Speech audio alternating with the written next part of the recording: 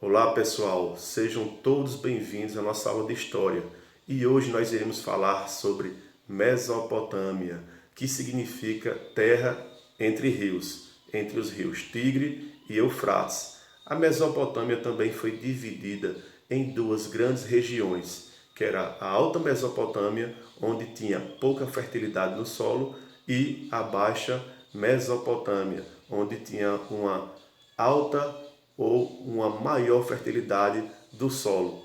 Também o que era muito presente na Mesopotâmia eram as cidades-estados. O que era cidade-estado? Era a região onde cada povo tinha sua própria lei, sua própria língua e costumes. Ou seja, a organização social era autônoma e independente. Cada um tinha sua diferenciação, como religião e técnicas agrícolas. Eram vários povos da Mesopotâmia. Exemplos são os assírios, que eram um povo guerreiro e sanguinário, que conseguiram fazer uma grande expansão a partir dessa forma de agir. Os sumérios, que tiveram sua grande importância na Mesopotâmia como primeira cidade e também onde surgiu a escrita.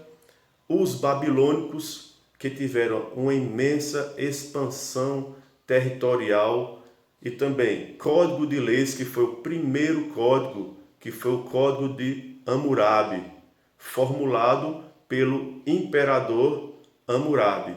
E também os neobabilônicos, que tiveram grandes construções arquitetônicas, como a construção dos jardins suspensos da Babilônia, promovida pelo rei Nabucodonosor. Assim, vamos falar algumas curiosidades sobre esses povos da Mesopotâmia. Os sumérios, por exemplo, fundaram as primeiras cidades da Mesopotâmia, como Ur, Uruk, Eridu e Lagash. Para a proteção dessas cidades, o que eles fizeram? Eles ergueram muralhas em torno das cidades. Era uma civilização politeísta, ou seja, cultuavam vários deuses, e os templos eram a construção de grande destaque nas cidades. Outros povos, os acádios, as características, eles expandiram-se em direção ao norte e dominaram terras para além da Mesopotâmia, ou seja, eles estavam querendo a expansão territorial para assim adquirir maior poder. As cidades passaram a obedecer uma única autoridade. Por isso que se diz que o Estado foi centralizado. O Estado centralizado, ele tem uma única autoridade concentrando os poderes na sua mão. O Império Acádio não conseguiu se manter por muito tempo. Foi enfraquecido por rebeliões internas e invadido por guerreiros nômades. Quanto a uma construção de grande destaque na Mesopotâmia, essa construção de grande destaque é chamada zigurate, que tinha o formato de uma pirâmide, porém com a presença de degraus. Além de templos, eram usados como observatório astronômico. Possuíam em seu interior celeiros para o tratamento de doentes, oficinas de artesanato, mas sua principal função era ligar o homem aos deuses, que supostamente viviam neles. Ou seja, o zigurate, ele tinha a maior função religiosa. A religião, como falei anteriormente, era politeísta. Os deuses eram representados com a forma humana, simbolizavam as forças da natureza e dos astros do céu. Os mesopotâmicos não se preocupavam com a vida além do túmulo, como na sociedade da civilização egípcia. Zigurate era um templo religioso que também possuía espaços reservados para outras práticas, como artesanato e observações astronômicas. Sobre a invenção da escrita, ela é atribuída aos sumérios, que eram povos mesopotâmicos. Em princípio, foi inventada para registrar transações comerciais. Eles escreviam na argila mole e o traço deixado tem a forma de cunha. Daí o nome de escrita cuneiforme. Muitos historiadores falam que a escrita cuneiforme foi a primeira escrita existente. Quanto aos babilônios, os babilônios estabeleceram-se ao norte da região dos Sumérios, entre 1900 a.C. e 1600 a.C.